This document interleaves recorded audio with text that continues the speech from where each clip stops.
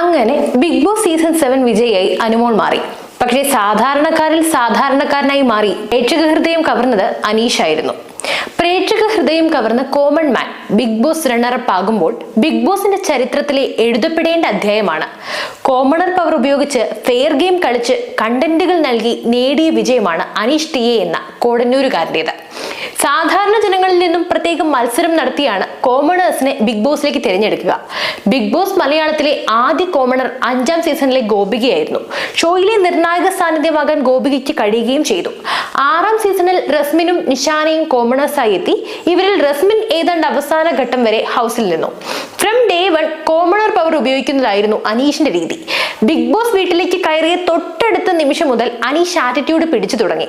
താനൊരു സാധാരണക്കാരനാണെന്നും താനെന്നും ഒറ്റയ്ക്കാണെന്നും ആവർത്തിക്കുന്നതായിരുന്നു അനീഷിന്റെ ഗെയിം. അമ്പിനും വില്ലിനും അടുക്കാത്ത പ്രകൃതമാണ് തുടക്കത്തിൽ തന്നെ വീട്ടിൽ അനീഷ് പ്രദർശിപ്പിച്ചത്. ഇയാൾ ഇതെന്ത് വെറുപ്പിക്കലാണെന്ന് തോന്നിയിടത്തു നിന്നും ബി വീടിനെ തനിക്ക് ചുറ്റും വട്ടം കറക്കാൻ അനീഷിനായി. കോമണർ പവർ ഉപയോഗിച്ച് അയാൾ നൽകിയതാണ് പിന്നീടുള്ള ദിവസങ്ങളിലെ കണ്ടന്റുകൾ.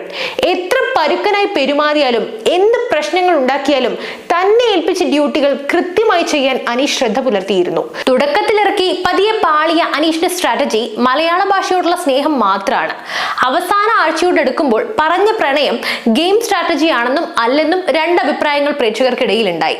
എന്നാൽ അനുവിനോട് പ്രണയം പറഞ്ഞതിലെയും അനുവിന്റെ മറുപടിയെ ബഹുമാനിച്ച് അത് പറഞ്ഞ് അവസാനിപ്പിച്ചതിലെയും മാന്യതയും പ്രേക്ഷകർക്കിടയിൽ ഇമ്പാക്ട് ഉണ്ടാക്കി. ബിഗ് ബോസ് മലയാളം സീസൺ 7ലെ ഏറ്റവും ശ്രദ്ധേയനും ഒരുപക്ഷെ ഏറ്റവും കൂടുതൽ ചർച്ച ചെയ്യപ്പെട്ടതുമായ മത്സരാർത്ഥികളിൽ ഒരാൾ കോമണറായി എത്തി പ്രേക്ഷക മനസ്സിൽ വിജയിയായി മടങ്ങുന്നത് അയാളുടെ വ്യക്തിത്വം കൊണ്ടുകൂടിയാണ്.